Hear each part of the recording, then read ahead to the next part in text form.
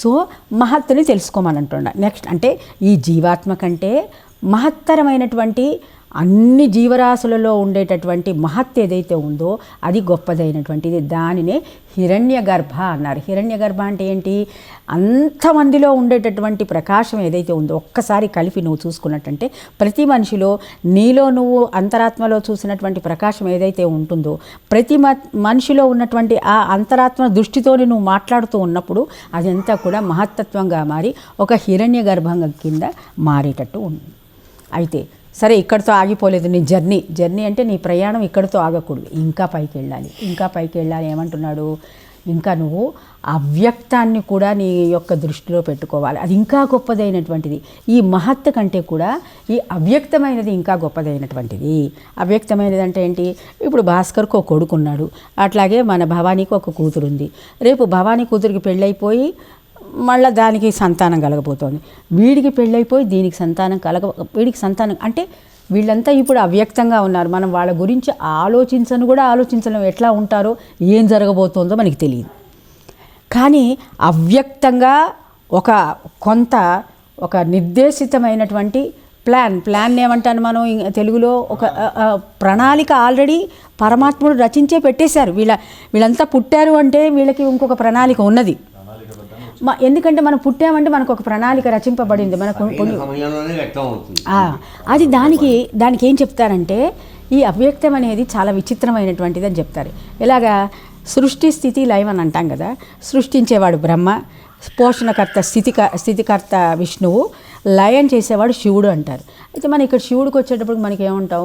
శివుడు సంహారకర్త, మనం చంపేసేవాడు, లేకపోతే మనం చనిపోయేటప్పుడు ఆయన అందుకే శ్మశానంలో ఉంటాడు, ఇవన్నీ అనుకుంటాం.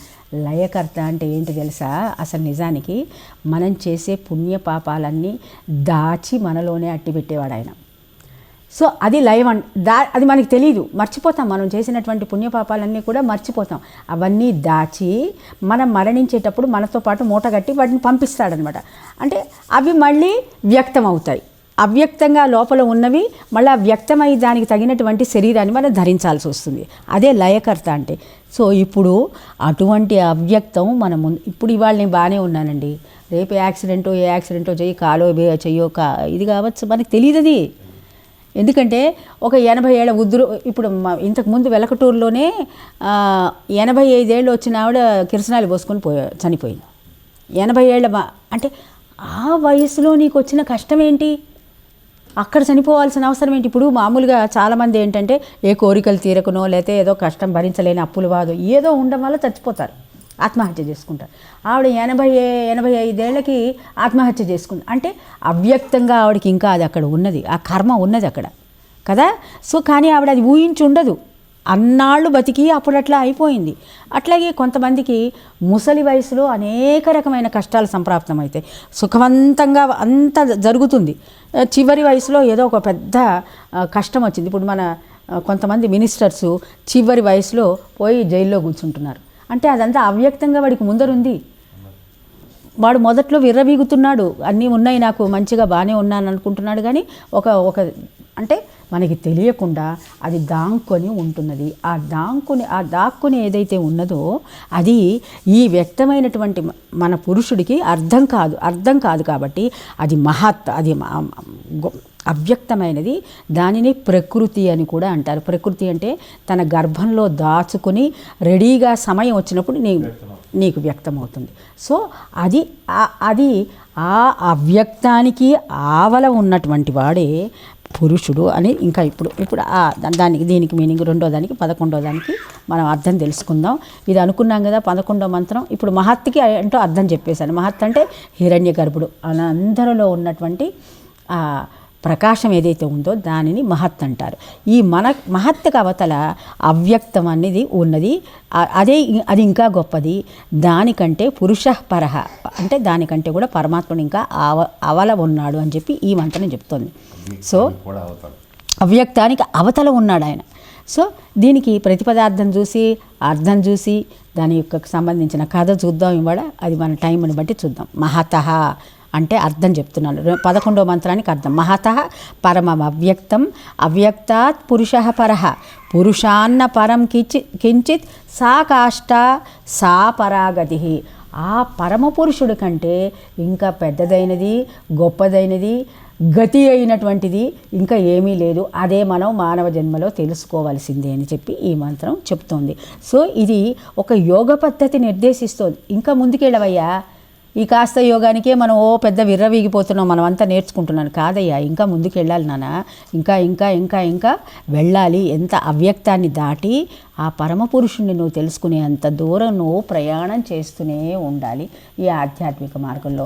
ఇప్పుడు మనం ఏం చేస్తున్నాం, ఇంకా మొదటి మెట్టులోనే చిన్న చిన్న అబద్ధాలు ఆడటం ఇవన్నీ దాటుకోవాలి. మరి అసలు ఆ చిన్న చిన్నవే మనం ఇంకా దాటలేకపోతున్నాం. ఇందులో చెప్తున్నటువంటి ఆ పరమగతిని మనం తెలుసుకోవాలంటే తొందరగా మనం ఈ మెట్లన్నీ ఎక్కుతూ వెళ్ళాలన్నమాట. సో దీనికి మహతః అంటే మహత్వం గలదైన ఆత్మ మహత్యం కంటే ఆత్మ కన్నా మహత్తత్వం గొప్పది. ఇక్కడ కొంచెం ఆయన ఇదిగా రాశాడు కాబట్టి నేను ఇది అసలైనటువంటిది చెప్తున్నాను. దానికంటే ఆత్మ కంటే కూడా అంటే జీవాత్మ కంటే మహత్తత్వం గొప్పది. మహత్తత్వం గలదైన మహత్తత్వం కన్నా అవ్యక్తం గొప్పదైనది. అవ్యక్తం కన్నా పురుషః అంటే ఆ పరమాత్ముడు పరః శక్తిమంతుడు. పురుషాత్ ఆ పురుషుని కంటే అంటే ఆ భగవంతుడి కన్నా పరం శక్తిమంతమైనది నా కించిత్ ఏదీ లేదు. సా ఆయనే ఆ పరమాత్ముడే కాష్ఠ పరమ వస్తువు. సా ఆయనే పరాగతి ఆయనే నీ చర్మగమ్యం అయి ఉన్నదని ఇది చెప్తున్నది. సో నీ ప్రయాణం ఇప్పుడు ఎక్కడి నుంచి ఎక్కడికి వెళ్ళిపోయాను చూడండి. మనం కనపడే వస్తువులు, మనమంతా ఇప్పుడు కనపడే వస్తువుల్లోనే ఉంటున్నాం కదా. మనం ఇంకా ప్రయాణం ఎంత చేయాలో చూడండి. కనపడే వస్తువులు దాటుకుని ఎటు వెళ్ళాలి మనం? మన ఇంద్రియాలు అరే ఈ వస్తువులు కాదు, మనకి ఇంద్రియాలు ఉన్నాయి కాబట్టి ఈ వస్తువులను చూస్తున్నామని తెలుసుకోవాలి. ఈ వస్తువులు దాటి ఆ ఇంద్రియాలు దాటి ఇంద్రియాల వెనకాల ఉన్నటువంటి ఇంద్రియార్థాలు ఉన్నాయి, దానివల్లే నేను చూడగలుగుతున్నానని తెలుసుకో. ఆ ఇంద్రియార్థాల వెనకాల నీ మనసు అనేది ఒకటి ఉంది తెలుసుకో. మనసు కనుక ఇంద్రియార్థాల వెనకాల లేకపోతే కనుక మనం ఎంత గొప్పదైనటువంటి సినిమా చూస్తూ కూడా మన ఆలోచనలో పడిపోతాం. ఆ సినిమాలో ఏమైందండి, ఇంతవరకు ఏ కథ జరిగిందండి అని మనం పక్కవాడిని అడుగుతాం. సో మనసు అక్కడ లేదనుకో ఇవి ఏవి పనికిరావు. సో మనసు గొప్పదైనటువంటిది.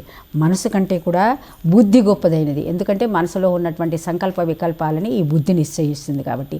ఈ బుద్ధి కంటే కూడా నీ జీవాత్మ గొప్పదైనటువంటిది. ఆత్మ అంటే అహం. బుద్ధి నిశ్చయించి ఊరుకున్న తర్వాత చెయ్యాలి కదా పని, మనం చెయ్యాలి కదా. చెయ్యాలంటే ఈ అహంకారంతో కూడినటువంటి అహము ఆకారంతో కూడి ఆ పని చేస్తుంది కాబట్టి అది గొప్పదైనటువంటిది.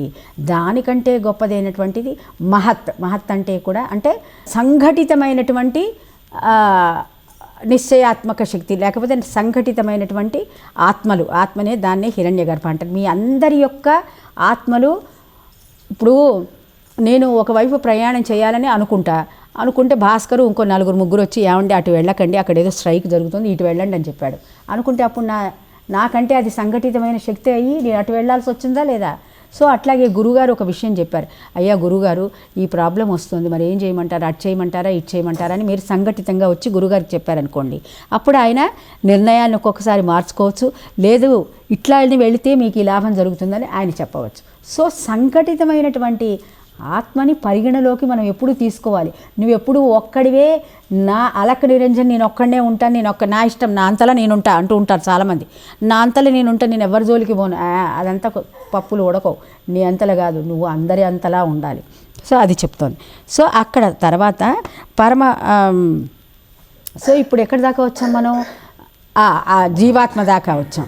జీవాత్మ దగ్గర నుంచి మహత్తత్వానికి వచ్చాం.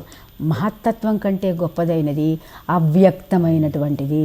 ఇప్పుడు చూడు నిన్నటిదాకా మనతో పాటు ఆశ్రమంలో ఉన్నటువంటి జానవ్వ అనే ఒక వ్యక్తి బతికి ఇక్కడ ఉండేది. అంటే ఇవాళ ఊరికే గుర్తు చేస్తున్నాను. అమ్మాయికి మనందరి తరఫున అమ్మాయి గతించిందని తెలిసింది. ఆత్మ శాంతించాలని ప్రార్థిస్తూ, అలాగే మన రాజరెడ్డి గారికి మన ఆశ్రమం తరఫున రేపు మనం వెళ్ళి ఒక సానుభూతి చెప్పి వచ్చి ఆయనకి కావాల్సిందేదో చూద్దాం. సో ఇప్పటిదాకా ఆవిడ వ్యక్తంగా మన ఆశ్రమంలోకి కొన్ని సంబంధ బాంధవ్యాలు కలిగి ఉంది. మన పొలంలో కొన్నాళ్ళు పనిచేసింది, అలాగే మన ఆశ్రమంలో కొన్నాళ్ళు వచ్చి ఉన్నది. ఆమె బాగా లేనప్పుడు ఆశ్రమం ద్వారా కొన్ని సేవలను తీసుకోవడం జరిగింది. సో అప్పుడు అంటే ఆమె యొక్క మహత్తు ఇందులో కలిసిందనమాట. అవ్యక్తంగా ఇప్పుడు అవ్యక్తంగా ఆవిడ మారిపోయింది, అవ్యక్తంగా మారిపోవలసి వచ్చింది. సో ఇది కూడా ఈ అవ్యక్తమైనటువంటిది అంటే మనకి తెలియనటువంటిది ఈ వ్యక్తమైనటువంటి దాన్ని ఈ అవ్యక్తమైనటువంటిది శాసిస్తున్నదని మనం తెలుసుకోవాలి.